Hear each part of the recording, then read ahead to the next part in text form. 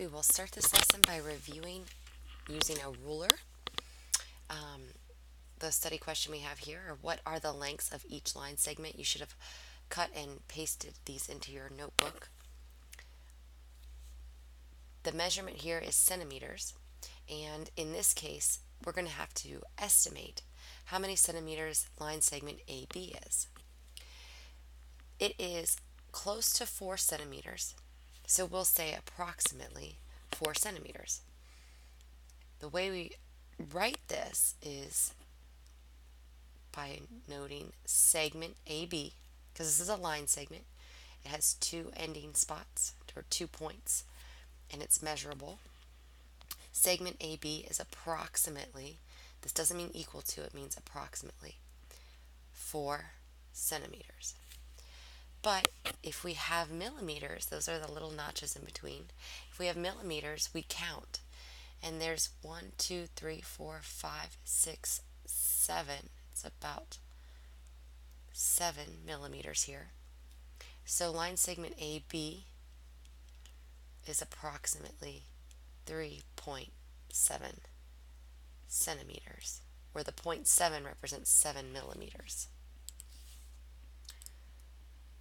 In geometry, you're going to be given a lot of line segments that are measurable, but you won't be given all of the information. So our next question is, how do we find the total length of a line segment if only parts of the segment are given? So let's say we have an entire line segment DC, and in between we have an A. So this is point A, D, and C. If they only give us DA, which is say 3 centimeters, and AC, which say is 1.5 centimeters, how do we find the total length of the line segment?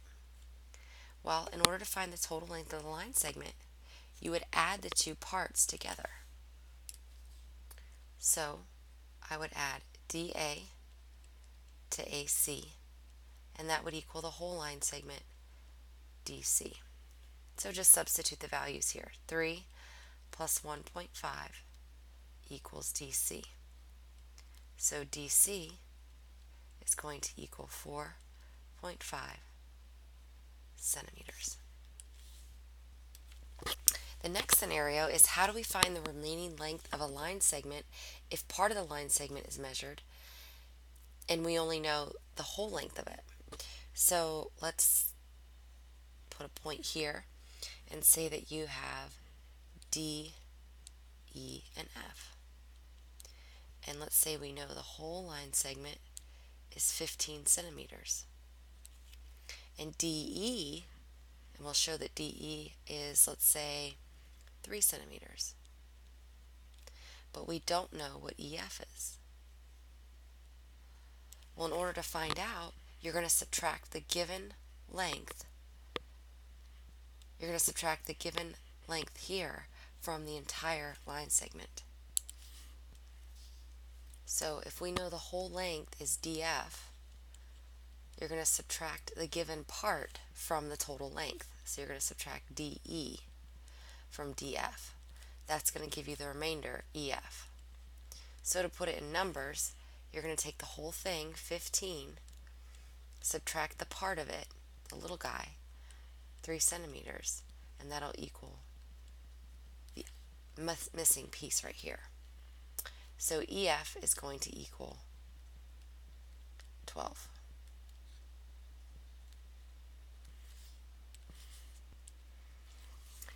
So now we're going to get into the math of geometry. We first have to know how to represent figures if they're given to us symbolically. So how do we draw a figure to represent xz equals xy plus yz? Well, if you have 2 capital letters, they represent 2 points, and 2 points are going to represent a line segment. So xz is going to be the whole line segment, xz, and xz is made up of xy, so xy is somewhere in here is a y, plus yz. So this is the picture that represents this equation. So now let's look at an algebraic word problem. So I'd like for you to take a second, copy down this example, and we will work on it together in just a moment. Go ahead and pause the video and copy down this example.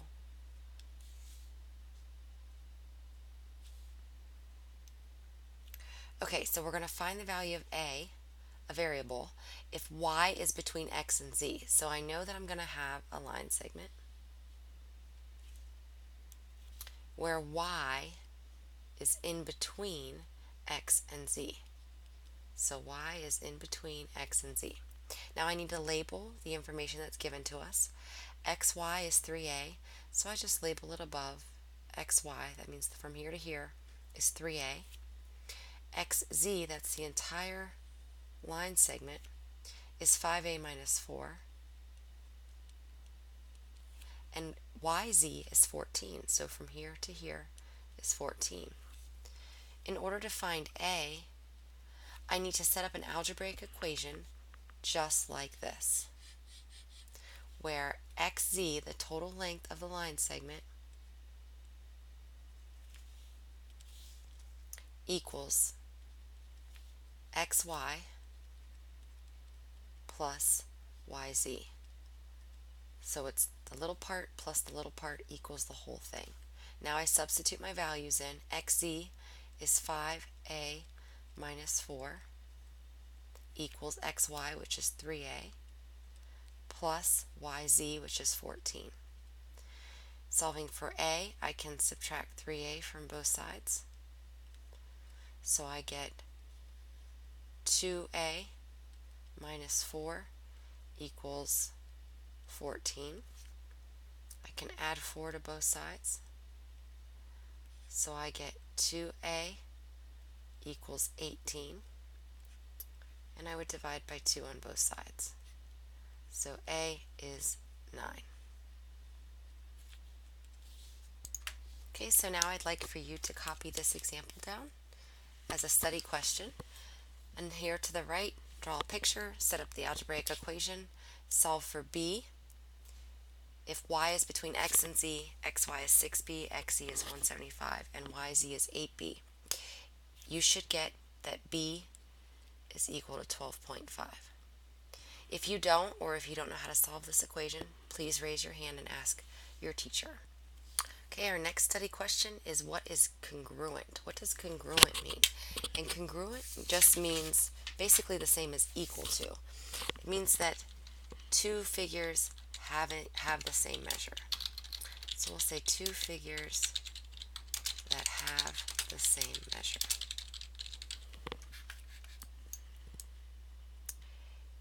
And we show that two figures are congruent with hash marks. So for example, if I had two segments, let's say segment AB and segment CD, and they were both exactly the same length, I would put a hash mark here and a hash mark here. And because they each have one hash mark, they are congruent to each other. I could also show two hash marks. Let's say EF and GH are congruent to each other, but I don't want them to be congruent to AB and CD, so I show two hash marks. And that just means that EF is congruent to GH. The symbol for congruent is an equal sign, and then on top of that, a tilde. And since my handwriting is a mess, if you look at this symbol right here, that's supposed to be the same as that. So what does AB is congruent to DC mean? It means that segment AB is congruent to segment DC. Segment AB has the same measure as segment DC. So drawing a picture, we would draw two segments that are the same length. Label one AB, label the other DC, and we put hash marks to show that AB is congruent to DC. Alright, now go ahead and add a summary to the end of your page, and I will tell you what your prompt for the summary is next class. And your homework is 11 through 31 odds, starting on page 18. So page 18, 11 through 31